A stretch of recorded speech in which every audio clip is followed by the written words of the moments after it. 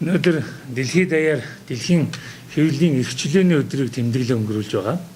Тэгэхээр энэ өдөр бол манай хэвлэл мэдээллийн хэрэгсэл нийт сэтгүүлчдийн маань бас нэг басны баярын өдөр ингээд та бүхэнд бас энэ хэвлэлийн эрхчлөөний өдрийн баярын мэндийг хүргье гэж бодож байна. За өнөөдөр бид та бүхнийг урьдсан учир шалтгаан гэвэл эх 7 хоногт манай татвар төлөгчдийн өдрүүд болдог. Ер нь бол засгийн газрын шийдвэрээр жил бүрийн 5 дугаар сарын 2 дахь 7 хоногийн бүхэлд нь ер нь татвар төлөгчдийн өдрүүд гэж тэмдэглэж байхаар ингээд шийдсэн. За өнөө жил бол 18 дахь удаага энэ татвар төлөгчдийн өдрийг тэмдэглэн өнгөрүүлэх гэж байна. За бид өнөө жилийн татвар төлөгчдийн өдрүүдийг эх орныхоо хөгжлийг бүтээгч эрхэм татвар төлөгч танд баярлалаа гэсэн юм уриандор тэмдэглэж өнгөрүүлэхээр ингээд төлөвлөгөө юм гараад ингээд бэлтгэл ажиллагаа хийгдэж байна. За татвар төлөгчдийн өдрүүдийг тэмдэглэх болсон гол учир шалтгаан нь юу юм бэ гэж хүмүүсүүд асуудаг юм л да. Тэгэхээр энэ бол мэдээж одоо улс орныхоо хөгжлийг дэмжиж төсвийн орлогыг бүрдүүлэх энэ нэр төртэй хүндтэй үүргээ биелүүлж байгаа татвар төлөгчдөө ер нь тэднийхээ ажлыг үнэлж шилдэг найдвартай юм татвар төлөгчдөө шалгаруулж шагнаж урамшуулах тэднийхээ үйл ажиллагаа сурталчлах энэ ажилд бол гол ажлаа хандуулдаг. Тэгэхээр бид нар бол саяхан энэ бүх аймаг нийслэл дүүргийнхаа татврын албад за манай энэ татврын ерхий газрын улсын төсвийн орлого хяналтын газрын хэмжээнд тухайн одоо аймаг нийслэл дүүргийнхаа хэмжээнд татврынхаа хуулийг хэрэгжүүлэх ажлыг нэр төртэй биелүүлдэг. Улс орон нутгийн төсөвт оруулах төсвийн орлогын төлөвлөгөөгөөрөө бол тухайн аймаг орон нутгата тэргүүлдэг. Ийм шилдэг татвар төлөгчдийг бол шалгаруулсан. Нийт 31 албадан хэмжээнд бид нар 99 шилдэг татвар төлөгч шалгаруулад байна. Тэгэхээр энэ нөгөө топ 100 ч гэдэг юм уу бусад юмнаас юугаараа ялгаатай вэ гэхээр тухайн алба болгондоо одоо энийг шалгаруулдаг юм байна. Тэгэхээр улсын хэмжээнд жишээл одоо шилдэг 100 гэдэг юм уу 99 татвар төлөгч шалгаруулна гэвэл бүгдээрээ энэ улсын төсвийн орлого хяналтын газрын том татвар төлөгчд орно шүү дээ. Тэгэхээр бид нар бол тэгдэггүй. За улсын төсвийн орлого хяналтын газраас бол хамгийн шилдэг 10 татвар төлөгчийн би шалгаруулъя. За аймаг нийслэл дүүрэг болгонд бол 5 шилдэг татвар төлөгч шалгаруулъя ч гэдэм үү. Аймагт бол 3 ч гэдэм. Ингээд тодорхой хэмжээний лимит өгөөд тэр хэмжээндээ бол шалгаруулдаг. Ингээд энэ татвар төлөгчдийг шалгаруулах журам байдаг. Тэр журмынхаа дагуу бид нар энэ 99 шилдэг татвар төлөгчдийг шалгаруулсан байгаа. Та бүхэнд нэрийг тараасан байгаа. Тэгээ энд бол жишээл уулын баяжуулах Эрдэнэ төлөвлөр оюу толгой гэдэг ингээд том татвар төлөгчдөөс эхлээд тэгээд дүүргийн татврын албатай юм аймгийнхаа татврын албанд одоо харьцдаг тэндээ аймаг орон нутгата төсвийн орон нутгийнхаа төсвийн орлогыг бүрдүүлэхэд чухал хувь нэмэр оруулдаг энэ татвар төлөгчдийг шалгаруулсан байгаа. Ганц төлсөн татвараар нь биш бас татврын хуулийг хэр сайн биелүүлдэг вэ гэдгээр нь татврын хуулийг хэрхэн одоо сахиж биелүүлдэг. Өөрөөр хэлэх юм бол татврынхаа тайлан цаг хугацаанд нь өгдөг үү? Татврынхаа төлөгчдөө татврын хугацаанд нь төлдөг үү?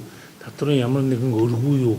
Сүүлийн хэдэн жилд хяналт шалгалтын одоо ямар нэгэн хяналт шалгалтаар эрсдэлгүй гарсан ч байдаг юм уу? Ийм одоо татвар төлөгчдийг бол бид нэр оруулж байгаамаа. Тэгэхээр бол татвар төлөлт дээр нь татврын хуулийн хэрэгжилт гэсэн юм үзүүлэлтүүдийг бид нэр харгалздаг. За хоёр дахь асуудал бол бид энэ татвар төлөгчдийн үеэр бол татврын хуулийг сурталчлах ажлыг бол хийдэг. Тухайлбал бид нэр өсвөр үеийн татвар төлөгчид, сурагчид, бага насны өмсөд зориулсан би ирээдүйн татвар төлөгч гэсэн ийм арга хэмжээг зохион байгуулдаг. Энд бол гар зургийн уралдаан, зохион бичлэгийн уралдаан ч байд юм уу. Багш нарын дунд одоо татврын одоо янз бүрийн тийм онцон тоглоом ч байд юм уу.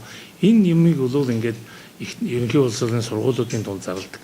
Олон бүтээл ирсэн бид одоо энэ өдрүүдээр энийг шалгаруулад шагналыг гардуулна. Мөн одоо оюутан сурагчдын тунд жил болгон бид нар өнөө жил 11 дахь удаага зохион байгуулж байна.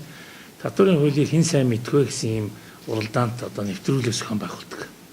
Өнөө жил санхүү эдийн засгийн чиглэлээр үйл ажиллагаа явуулдаг 6 ихтэй сургуулийн оюутнууд бол энэ уралдаан тэмцээнд оролцсон. Гэхдээ энэ өнөө жилийн хувьд бол нэмэгдсэн үртгийн албан татврын хуулийг хэн сайн мэдвэ, энэ хуулийг хэрхэн хэрэгжүүлэх вэ гэдэг юм чиглэлээр зохион байгуулсан. Тэгэхээр оюутан сурагчид маань өөрсдөө энэ хуулийг судлахын зэрэгцээгээр энэ томоохон зах худалдааны төвүүдэд очиж нэмэгдсэн үртгийн албан татврын хуулийн хэрэгжилт ямар байна вэ? нөгөө баримт олгож ийн үгүй юу, кассing POS машин байна уу юу гэдгийг нь өөрсдөө судалгаа хийж цаашдаа энийг яаж одоо өргөжүүлэх вэ, яаж эрчимжүүлэх вэ гэдэг юм санал бэлтгэж тодорхой шин санаанууд гаргасан энүүгээр их онцлог болж байгаа. Тэгэхээр бас энэ оюутан сурагчдынхаа ихтэй сургуулиудынхаа шагнал юмыг бол бид нэр бас энэ өдрүүдээр бол гардуулах юм аа. За ингээд өөр нэг чиглэлийн ажил бол бид энэ татварын албад бол зөвхөн контролтой суугаад байдгүй. Томоохон татвар төлөгчид худалдааны төвүүд дээр очиж татвар төлөгчдийн дунд татварын хуулийг сурталчлах, тэдэнд зөвлөгөөх ажил хийдэг. Энэ одоо дүнжин гаруй худалдааны төвөөс ахуулаад бүх одоо газрууд бол ингэж ажиллана. Татварын албад бол тодорхой хуваартай, аймгийнхан бол мөн аймаг дээр ажиллана. Тэгээд татварын одоо шинэ гарсан энэ хуулийн өөрчлөлтүүдийн талаар сая бас чинь их хурлаас бол нэлийн хуулиудыг өөрчиллөө шүү дээ. Тэгэхээр тэрнтэй холбогдсон хуулийн тайлбар танилцуулга хийн, хуулийн зөвлөгөө өгнө. За мөн одоо бас тухайн нийслэл аймагтаа одоо найдвартай тэргүүний татвар төлөгчдийг бас одоо урамшуулж тэднийхээ үйл ажиллагаа сурталчлах ийм ажлуудыг хийдэг. За эцэст нь бол татвар төлөгчдийнхээ энэ ажлын хүрээнд бол бид нэр татварын янз бүрийн гарын авлага хэвлүүлэх, ном, сурчлагын материал тараах байдаг юм уу? Радио, телевиз, хэвлэл мэдээллийн хэрэгслэр энэ шилдэг татвар төлөгчдөө сурталчлах ийм ажлыг бол энэ 7 хоног, бүтэн 7 хоногийн хугацаанд хийдэг. Ингээд бид нэр 12-нд бол татвар төлөгчдөө өдрийн дүнг дүгнээд тэгээд шилдэг татвар төлөгчдийнхаа шагналыг гардуулна. Тэгэхээр тэрийн хувьд бол бид нэр бас нэг онцгой анхаарж байгаа юм бол энэ нэмэгдсэн үртгийн албан татварын хууль нэгэнтээ хэрэгжиж эхэлж гисэн иргэдэд маань бас нэмэгдсэн үртгийн албан татварын нөгөө төлсөн татварын зарим хэсгийн буцаан олох ажлуудыг хийхдээ нэлээд үндсэндээ дуусч байна. Тэгэхээр энэтэй холбогдуулаад бид нар бас ер нь баримт маш их одоо идэвхтэй хэвлэж тарааж ингэж байгаа өгч байгаа тэр аж ахуйн нэгжүүдийг бас урамшуулъя гэсэн. Тэгээ энэ жилийн хувьд бол номин 5 гэдэг тэрэд одоо номин тэрэд гэсэн үг л дээ. Энэ номин 5 тэрэд маань бол нийтдээ бол чинь 13 сая нотын баримт хэвлэж яасан байна. Олгосон байна. За Монс тэрэд гэхэд бол жишээлбэл 4.6 сая баримт хэвлэгдсэн байх жишээтэй. Тэгэхээр ийм татвар төлөгчдийг бид нар бас тусгайлан шагнаж энэ нотын хуулийн хэрэгжилтийг хангах, иргэдэд одоо бас энэ урамшуулалд оролцох, суглаанд оролцох, буцааж авахын боломжийг нь олгосон учраас зарим бас ийм нөт төлөгч, татвар төлөгчдийг тусгай шагналаар шагнаж урамшуулъя гэж бодож байгаа. Тэгэхээр энэ маань бол 99 биш бас 100 гарах нь байна л да юм улсуудаа олзол.